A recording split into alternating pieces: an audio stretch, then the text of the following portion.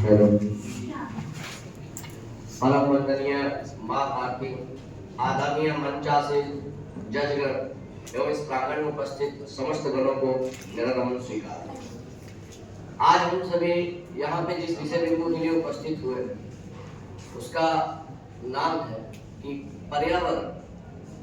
पर्यावरण हमारे लिए खतरा है, वो एक कानून बनाने के लिए आह्वान है, इसी आवश्यकता के बारे में बात की जा रही है। हम किस पर्यावरण की बात कर रहे हैं, हम उस पर्यावरण को पहले समझ लेते हैं।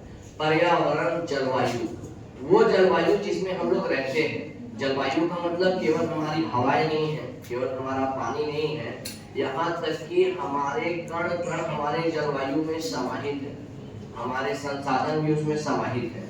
तो क्या उस जलवायु का उपयोग हम लोग सही से करते हैं? हमने उस जलवायु का उपयोग इस तरह से किया है, उसका दोहन इस तरह से किया है जिसका खामियाजा आने वाली पीढ़ी को भी भुगतना पड़ रहा है, पड़ेगा। और इस आवश्यकता को देखते हुए हमें आज एक आह्वान मिल रहा है कि हमें पर्यावरण और जलवायु के लिए कानून बनाने की आवश्यकता है। तो मैं विषय बिंदु की ओर अग्रसर होते हुए आपको बताना चाहता हूँ कि पर्यावरण और जलवायु में ऐसी क्या क्या आवश्यकताएं यहाँ पड़ी, ऐसी क्या क्या कमियां यहाँ पड़ी जिसकी वजह से हमें कानून बनाने की आवश्यकता पड़ रही है।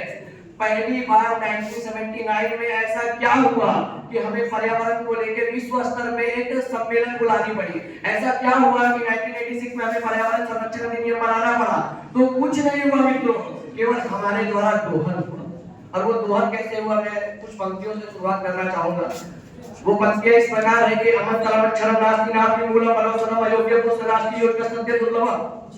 कहा गया है हमारे वेदों में, पुराणों में कि ऐसा कोई अक्षर नहीं जिसके शब्द नहीं बनाए जा सकते, ऐसा कोई घास फूस पेड़ पौधा नहीं है जिसकी वनौषधि नहीं बनाई जा सकती, ऐसा कोई पुरुष, ऐसा कोई व्यक्ति, ऐसा कोई जीव जंतु नहीं है जिसे उपयोग में नहीं लाया जा सकता है। हम हर किसी चीज को उपयोग में ला सकते थे, लेकिन उपयोग लाने के क्रम में हमें एक योजक की आवश्यकता है जो इन सभी चीजों के महत्व को समझ सके, उन्हें उपयोग में ला सके।